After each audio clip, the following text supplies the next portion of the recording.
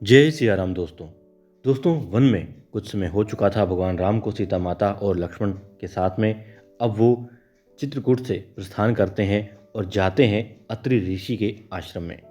अत्रि ऋषि ने राम की स्तुति की और उनकी पत्नी माता अनुसुईया ने माता सीता को पतिव्रत धर्म के जो मर्म थे वो समझाए। क्योंकि जंगल में बहुत विपदाएं आनी थी, इसलिए ऋषि नहीं चाहते थे कि माता सीता भगवान राम यानी अपने पति राम के साथ में जंगल में रहे और उस ओर बढ़े जहाँ भयानक राक्षस हैं। इसलिए माता अनुसुईया ने उन्हें पति धर्म जो था उसके बारे में बहुत कुछ बताया और कुछ वस्त्र भी जो कभी मैले ना हो वो भेंट स्वरूप दिए। अब वहाँ से आगे बढ़ जाते हैं राम और फिर प्रस्थान करते हैं। शरभंग मुनि से भेंट करते हैं। शरभंग मुनि केवल राम के दर्शन की कामना हेतु ही निवास कर रहे थे और बाद में राम के दर्शनों के बाद में अपनी अभिलाषा को पूर्ण होने पर वो योगाग्नि से अपने शरीर को जला डालते हैं और ब्रह्मलोक को चले जाते हैं। और फिर आगे बढ़ते हुए राम देखते हैं कि मार्ग में हड्डियां ही हड्डियां पड़ी हुई हैं। अब कुछ मुनियों ने बताते हैं कि ये ऋषियों की ही हड्डियां हैं और राक्षसों ने उनको खा डाला है और फिर यहाँ हड्डियां गिरा दी हैं। अब राम देखते हैं कि संत समाज का और ऋषि मुनियों का क्या हाल कर रखा है राक्षसों ने, तो प्रतिज्ञा लेते हैं कि राक्षसों का वध करके ही यहाँ से जाएंगे, पृथ्वी को राक्षस विहीन कर देंगे। अब राम आगे बढ़ते हैं और मार्ग में फिर सुतिशर्ण, अगस्त्य और भी कई सारे ऋषियों से भेंट करते हैं, बहुत सारी चीज़ें सीखते हैं और बहुत सारे राक्षसों का नाश करते हैं और फिर वो पहुंच जाते हैं धीरे धीरे दंडक वन में।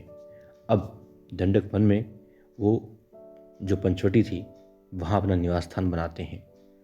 पंचवटी में रावण की बहन शूर्पणखा भी आती है। राम के तेज को, यौवन को देख करके मोहित हो जाती है और उनसे प्रेम करना चाहती है। अब राम मना कर देते हैं, कहते हैं वो अपनी पत्नी के साथ हैं यहाँ पर और उन्हें किसी और स्त्री की कामना नहीं है। अब कहते हैं कि उनका भाई, छोटा भाई अकेला है, तो लक्ष्मण की तरफ भेज देते हैं। लक्ष्मण अपने आप निपटे।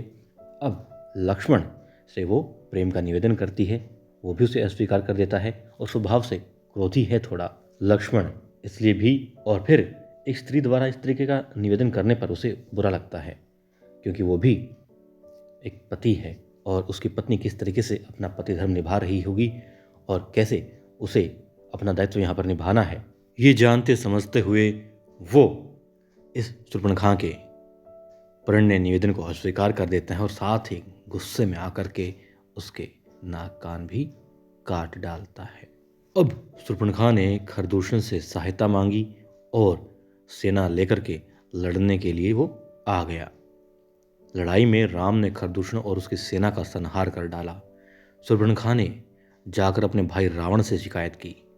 रावण ने बदला लेने के लिए मारीच को स्वर्ण मृग बनाकर भेजा। अब उस स्वर्ण मृग की छाल माता सीता चाहती थी, इसलिए उन्होंने राम से निवेदन किया। अब लक्ष्मण को सीता की रक्षा में खड़ा करके आज्ञा दे करके स्वर्ण मृग रूपी मारीच को मारने के लिए राम उसके पीछे चले जाते हैं।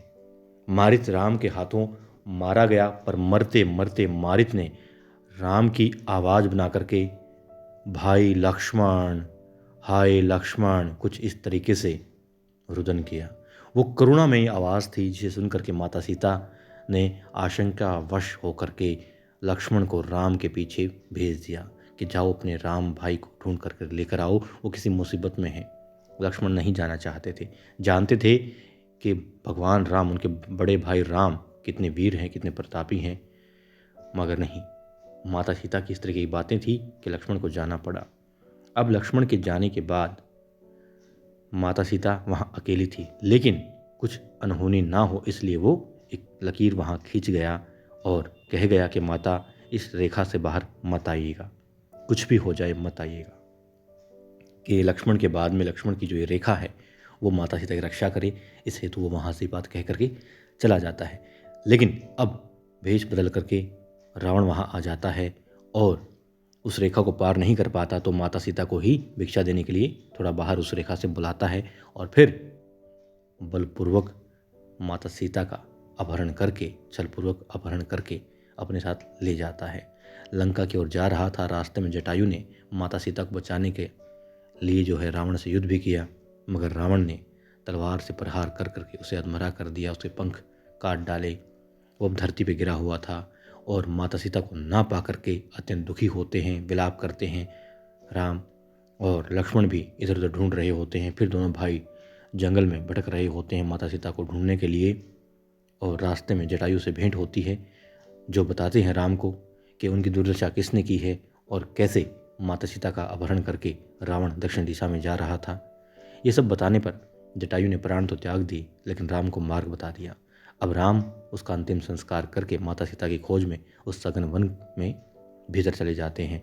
रास्ते में राम ने दुर्वासा के शाप के कारण राक्षस बने गंधर्व कंधब का वध करके उसका उद्धार किया, और शबरी के आश्रम में पहुंच करके उसके द्वारा दिए गए झूठे बेरों को खाया, और भक्ति के वश होकर के जो खाए बेर, उससे एक भक्ति और भगवान का एक अनूठा उदाहरण पेश किया।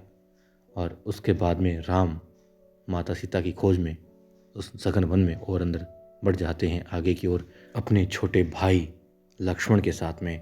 और दोस्तों, ये था अरण्य कांड। और दोस्तों, कल हम बात करेंगे किष्किंधा कांड की। तो कैसा लगा आपको ये प्रसंग बताइएगा।